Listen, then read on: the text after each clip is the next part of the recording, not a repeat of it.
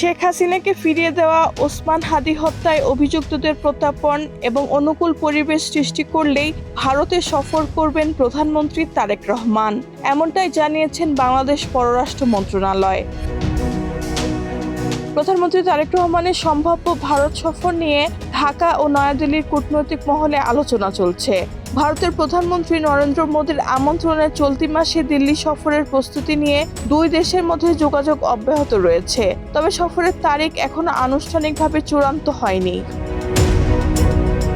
16 August পররাষ্ট্র মন্ত্রণালয়ের এক ব্রিফিংয়ে মুখপাত্র ও জনকূটনীতি অনুবিভাগের অতিরিক্ত পররাষ্ট্র সচিব AKM শহীদুল এসব তথ্য জানান।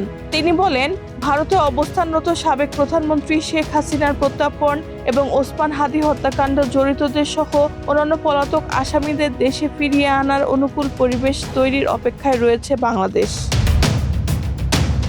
AKM শহীদুল আরও বলেন, প্রধানমন্ত্রী তারেক রহমানের ভারত সফরের আগে এ ধরনের অনুকূল পরিবেশ তৈরির বিষয়ে নয়াদিল্লিকে বার্তা দিয়েছে ঢাকা।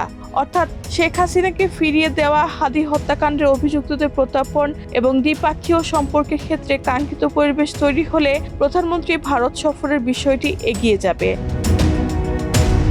প্রধানমন্ত্রীর সম্ভাব্য দিল্লি সফর নিয়ে যখন দুই দেশের মধ্যে আলোচনা চলছে, তখন পররাষ্ট্র মন্ত্রণালয়ের এই বক্তব্যে সফর ঘিরে বাংলাদেশের প্রত্যাশা ও অবস্থান স্পষ্ট হলো। তবে এখনো সফরের নির্দিষ্ট তারিখ নিয়ে আনুষ্ঠানিক ঘোষণা আসেনি।